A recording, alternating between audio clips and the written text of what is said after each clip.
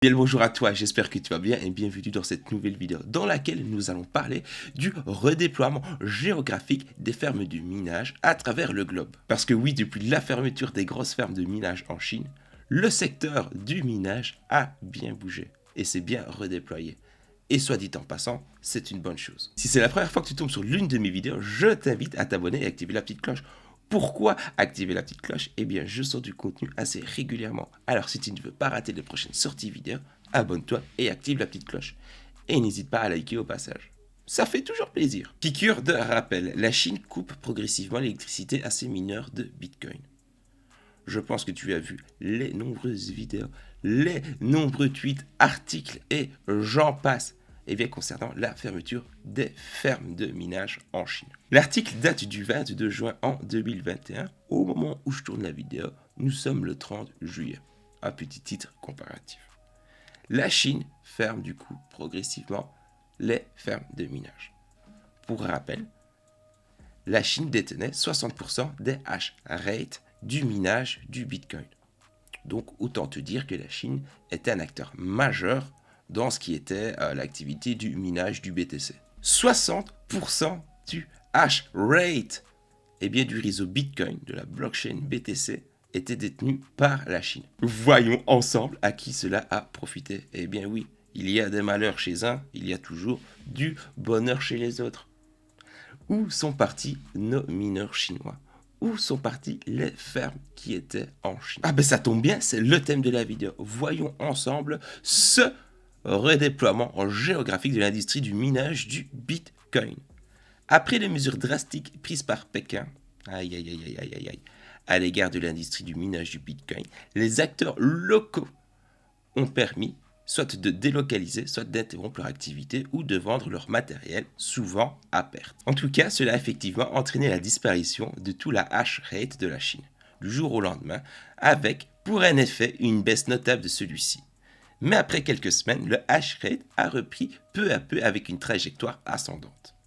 Pour beaucoup, cela démontre que les fortes résiliences de la blockchain, comme l'a déclaré Mike Novogratz, le PDG de Galaxy Digital, ouvrons les guillemets, nous ne disposons pas d'une quelconque protection. Nous n'avions pas de poursuite judiciaire, mais le système a fonctionné comme il était censé le faire. Fermez les guillemets. La question que se posent maintenant les observateurs est vers où se dirigent les mineurs? Eh bien, j'ai ma petite idée. Selon certains experts, la mobilité des mineurs est l'un des principaux avantages. Il leur suffit de remplir des conteneurs d'expédition avec du matériel de minage, a déclaré David Gerard, auteur de l'ouvrage Ethics of the 50-foot blockchain. T'as aimé mon interprétation du titre? N'hésite pas à liker la vidéo du coup. Ce sont des centres de données informatiques mobiles qui sont maintenant expédiés hors de la Chine. Toutefois, pour d'autres comme Thomas Heller de Compass Mining, la délocalisation est une opération complexe qui requiert de jongler entre les procédures douanières et la recherche des sources énergie abordables et le respect de la réglementation locale. Il n'a pas entendu parler du Kazakhstan, lui. En ce qui concerne ce redéploiement, Yuri Bulovic, vice-président et spécialiste de Mining Foundry, estime que ce sont toutes les régions du monde qui vont bénéficier de cette migration. En effet, il est quasiment certain qu'aucun pays ne sera en mesure d'accueillir facilement la capacité exemplaire en provenance de la Chine. Le PDG d'Ai Mining, Kuram Sroff, est également de cet avis. Il qualifie l'interdiction du minage de la Chine de désagrément temporaire. Il affirme que la diversification de la localisation des installations est une excellente nouvelle pour le reste du monde. Et je suis d'accord, personnellement, avec ce dernier. C'est une bonne chose que la Chine ne détient plus 60% par exemple de hash rate du réseau BTC. Il faut remarquer que les données recueillies par le Cambridge Center for Alternative Finance, CCAF, de la Cambridge Judge Business School, révèlent que la part de la Chine de la puissance totale du minage du Bitcoin est passée de 75,5% en septembre 2019 à 46% en avril 2021. Parce qu'à savoir, petite parenthèse, il y a un bon grand nombre de mineurs chinois qui avaient anticipé les interdictions de la Chine. Oui, beaucoup de fermes de minage s'étaient déjà orientées dans des pays tels le Kazakhstan par exemple ou le Canada. et d'autres encore, mais ce sont ceux que personnellement j'ai le plus entendu. Avant même que les restrictions ne soient imposées, cela pourrait indiquer que certains mineurs s'étaient probablement préparés. Je dirais pas probablement préparés, j'ai plutôt qu'ils étaient bien informés à l'éventualité d'endurcissement de la position du gouvernement envers l'industrie. Le CCAF a dressé un premier tableau de cette nouvelle répartition géographique. La plus importante progression est celle du Kazakhstan. Le Kazakhstan, avec une multiplication par près de 6 fois la part du taux de hash rate. Le Kazakhstan est un pays riche en combustibles fossiles situé en Asie centrale. Le Kazakhstan a vu sa part passer de 1,4% en 2019 à 8,2% en avril 2021.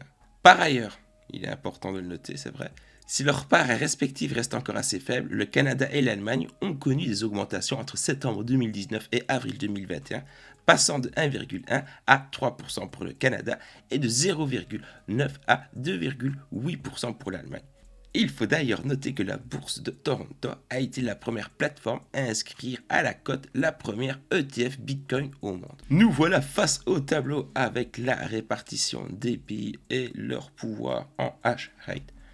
La Chine en jaune, les États-Unis en bleu plus foncé, le Kazakhstan en bleu plus clair.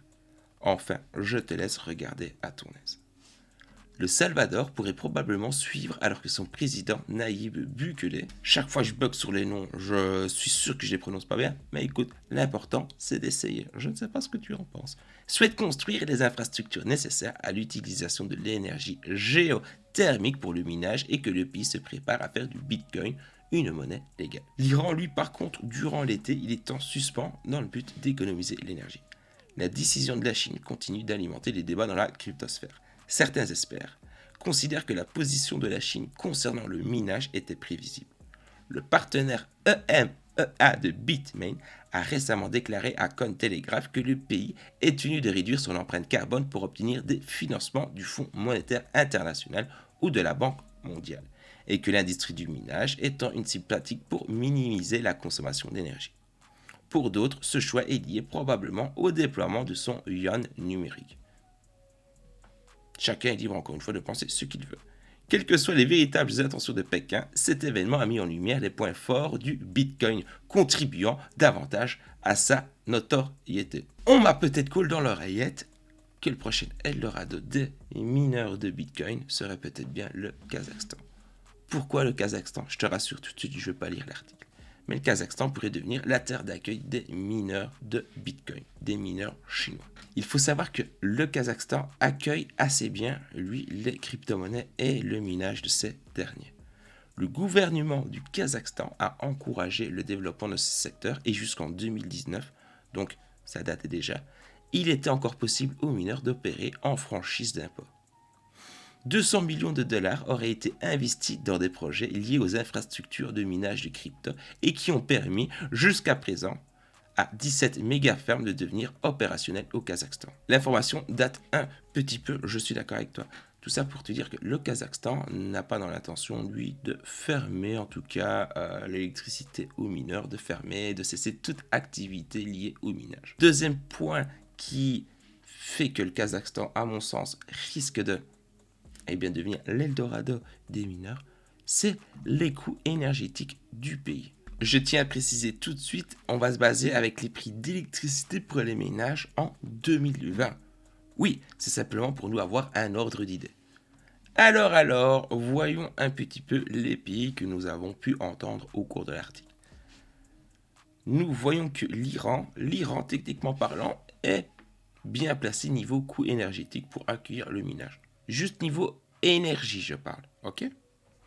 Le problème, c'est que par exemple, en été, on ne peut pas miner. Non, il faut économiser l'énergie. Donc ça n'en fait pas un bon pays pour accueillir les mineurs chinois.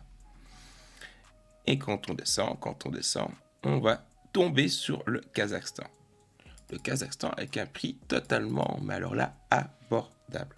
On va comparer le prix du Kazakhstan, l'électricité du Kazakhstan qui est de 41 avec celle des États-Unis. Parce que oui, on parle beaucoup des États-Unis, mais si on va rester un minimum réaliste, toi, tu es mineur, tu vas chercher la rentabilité.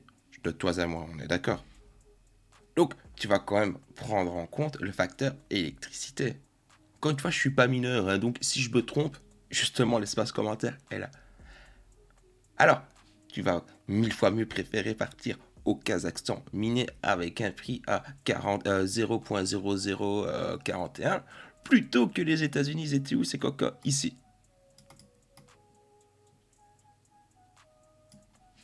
On est d'accord. On nous a parlé aussi du Canada et de l'Allemagne. Le Canada, contrôle F, Canada. L'électricité est plus abordable qu'aux États-Unis. C'est déjà une bonne chose. Donc en soi, ouais, le Canada, le Canada. Et maintenant, voyons pour l'Allemagne. Waouh, l'Allemagne avec un coût énergétique beaucoup plus élevé. En fait, c'est l'énergie la plus chère. Donc, sincèrement, je doute que le minage détienne un grand pouvoir niveau hash rate, ferme de Bitcoin, etc., etc. Non, mais au prix où coûte l'électricité en Allemagne, je suis mineur chinois, je pars directement, hop là, au Kazakhstan. Je passe même pas par la case États-Unis, Canada, je pars directement au Kazakhstan. Étant donné que je ne suis pas mineur, je ne peux faire que parler. Ah mais attends, j'ai dit que je n'étais pas mineur? Pas encore? Parce que oui, grosse annonce. Bon, accroche-toi bien. Au vu de l'électricité, du prix de l'électricité à Cuba, j'ai décidé d'ouvrir un Kickstarter, ou oui, un Kickstarter, avec lequel je vais demander un financement. Et les gars, on va ouvrir la plus grande ferme de minage à Cuba. Soleil, rhum, cigare, les gars. Oh, Bitcoin. Enfin, que demander de plus? En tout cas, n'hésite pas à me faire part dans l'espace commentaire si tu es chaud, si le projet te chauffe, si tu comptes participer. Enfin, fais-moi part de tous tes feedbacks concernant l'annonce que je viens de te faire. Non, mais c'était une grosse blague. Hein. J'espère que tu n'y as pas cru. Je te rassure tout de suite, c'était une big joke. En tout cas, j'espère que tu as passé un bon et un agréable moment en ma compagnie durant ma petite vidéo. Si c'est le cas, n'hésite pas à me le faire savoir en laissant un like, en me donnant ton avis. Parce que oui, l'espace commentaire est là pour interagir entre toi, moi et les autres membres de la communauté. Alors n'hésite pas à me donner ton avis. Je me permets quand même de poser la question. Toi qui regardes mes vidéos mais qui ne t'abonnes pas, c'est quoi le concept? Pourquoi? J'aimerais un petit peu que tu m'en dises plus. Parce que c'est une option qui est totalement gratuite, alors n'hésite pas à t'abonner et activer la petite cloche. Et surtout, tâche de bien te porter d'ici la prochaine vidéo. J'aimerais bien que tu n'oublies pas, oui, que tu es brave et que tu as le cœur pur. À dans quelques heures.